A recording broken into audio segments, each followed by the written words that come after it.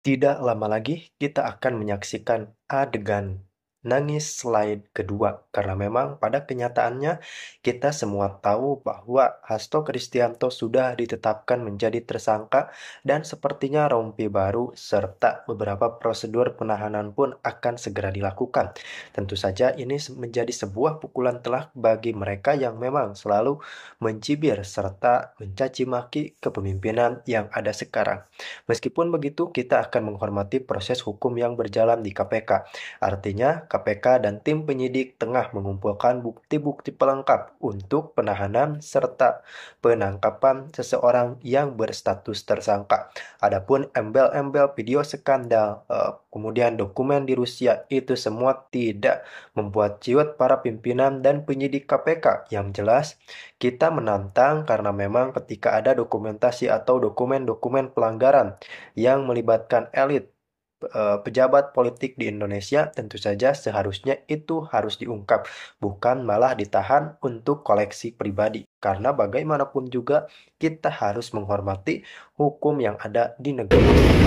Kalau kawan-kawan menyimak press release saya pada kurang lebih tanggal 22 Januari 2020 dan tanggal 27 Januari 2020, saya sudah menyampaikan perlintasan Harun Masiku pada tanggal 6 Januari 2020 keluar negeri melalui Bandara Suta dan kembali pada tanggal 7 Januari 2020.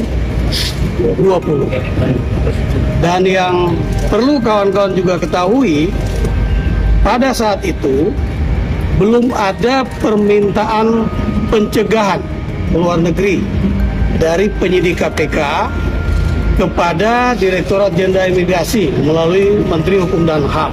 Penting politisi PDIP Yasona Laoli menutupi informasi kedatangan Harun Masiku ke Indonesia saat menjabat Menkumham.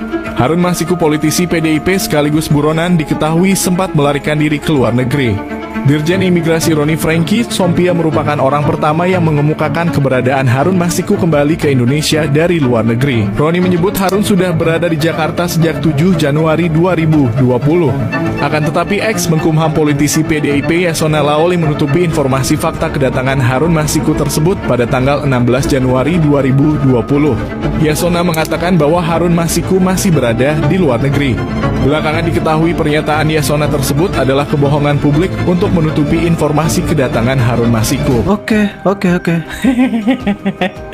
Sebelum dipecat Yasona, Dirjen Imigrasi Roni Franky Sompia sempat mengemukakan kepada publik bahwa telah terjadi delay pelaporan data perlintasan di Terminal 2 Bandara Soekarno-Hatta saat Harun terekam kamera pengawas tiba di Jakarta.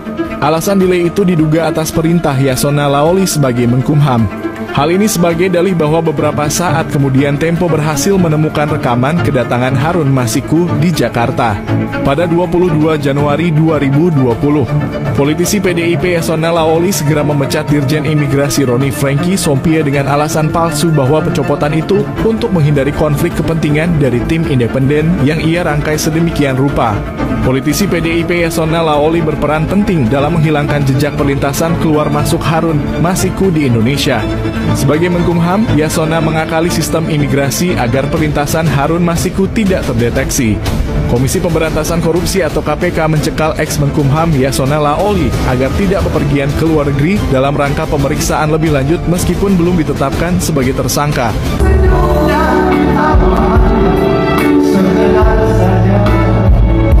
Ya, ada fakta integritas yang dilakukan oleh Dirjen Pemasyarakatan dan PJ Sekjen untuk memenangkan daripada salah satu capres dari warga binaan, dan pada saat nanti akan kalapas yang dipindahkan itu yang punya tanggung jawab itu akan dinaikkan pangkatnya. Trik maling.